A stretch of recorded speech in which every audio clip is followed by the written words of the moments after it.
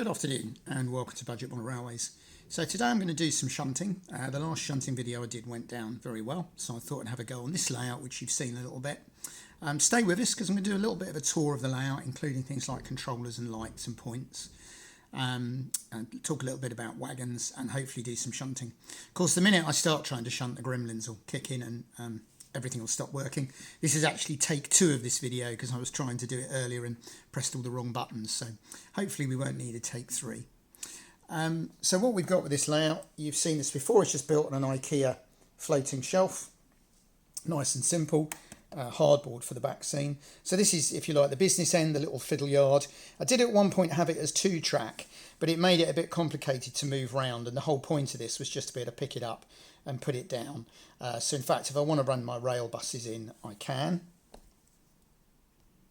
So that's my little rail buses there, just on Kato chassis, 3D printed bodies, a little single car, which I call Type 11, and then a little double car, which I call Type 12.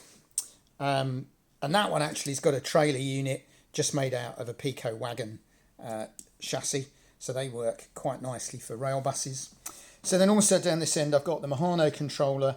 Normally I'd use our controller, but I'm beginning to get a bit of arthritis in this thumb, which comes sometimes a bit painful. So I just wanted to try something slightly different, but it doesn't run quite as smoothly as our controller actually. And then the lights are really simple. Matthew at Shunting put me onto these USB lights.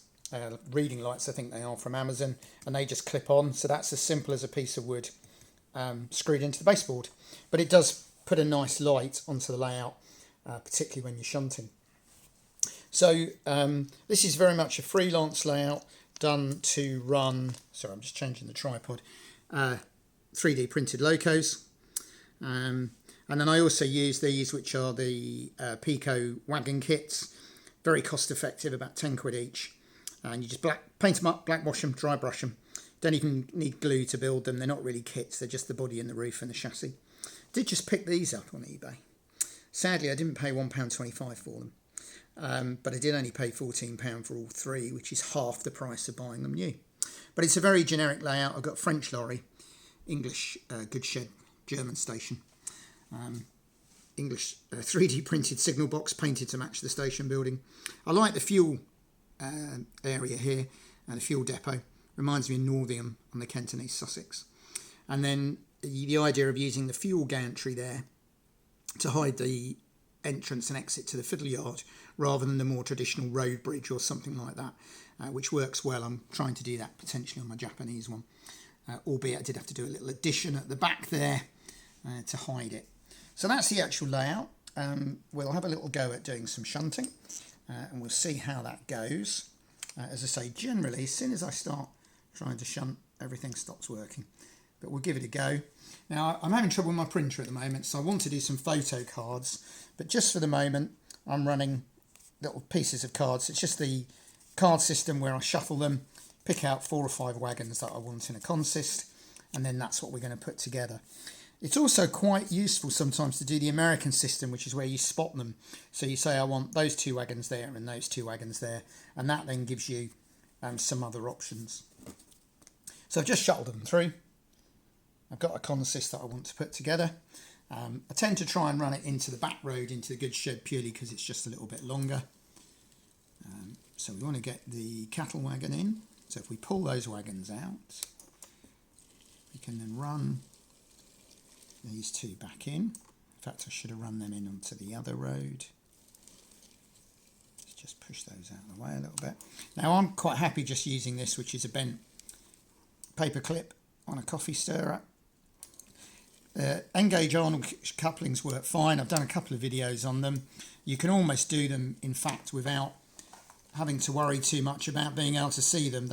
If you lift, they kind of disconnect. It is worth having a fairly short arm on it to get between the wagons. And obviously, normally I would be sat doing this. So it's not quite a good such a good angle. So I need the white and beige wagon now. So we can take this one out of the way. And there's obviously, the nice thing about the shunting puzzle, obviously there's more than one way of doing it. I had somebody once say, well, you should have moved these wagons here and those wagons there. But it's, oh, I just caught that one. It's because I'm working stood up. Not got the angle quite right, which I would have. I knew something would go wrong as soon as I started filming. There we go. We can run then that wagon in. I'm not quite used to this controller yet. There we go. In fact, we want the black tanker, so we can leave that one there. I'm a lot slicker when I'm just shunting and not trying to film. And I'm not really as used to this controller as I am ours, so we want that tarp wagon now. So the tarpaulins on these are just made using toilet paper, in fact, over a load. So I'm struggling a bit because of the angles today. Now, there's a lot of people watching this saying this is the trouble with N, but the other night I was shunting for an hour and I didn't bash any wagons.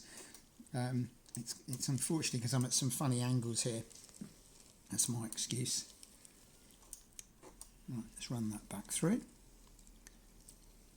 And there we go. So we've got our consist now. Push that forward a little bit.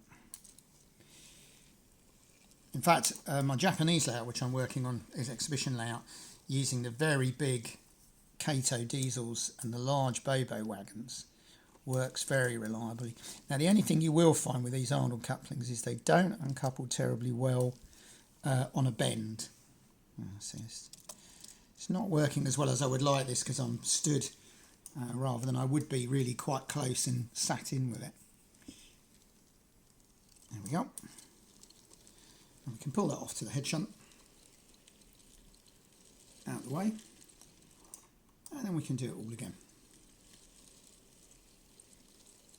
I quite like watching the locomotives do what they would be doing in real life, which is working quite hard.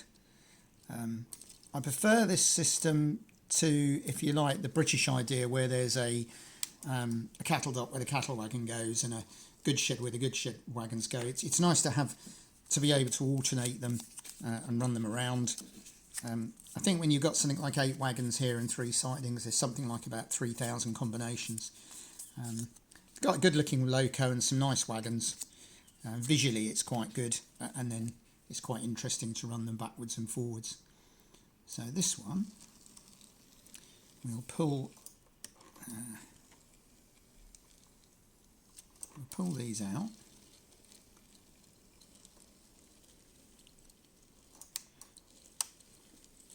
And we'll run that back in.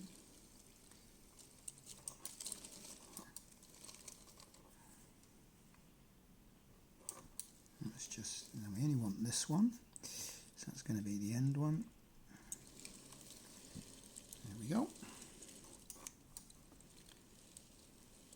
And we've got the cattle wagon where we want it actually, so we've got the 2 cattle wagons there, which is the order that we want for the cards.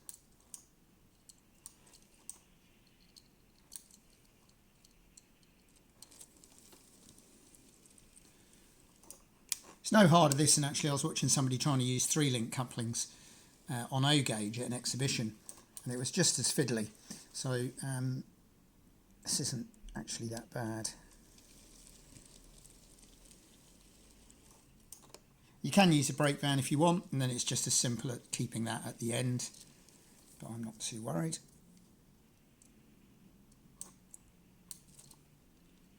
Interestingly, I'm having trouble with that box wagon. So just a little interruption there. I've forgotten where I was. Forgotten what I was saying actually.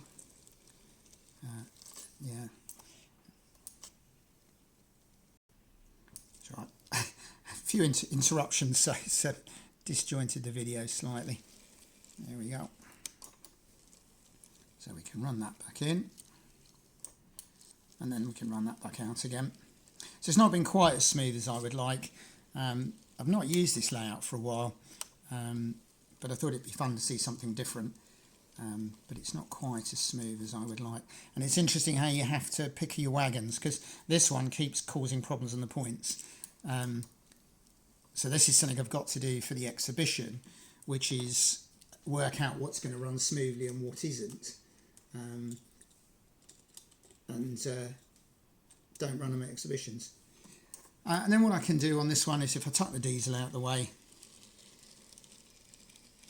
can just run a little rail bus in for the passenger service, and then when it's done, you can run out again.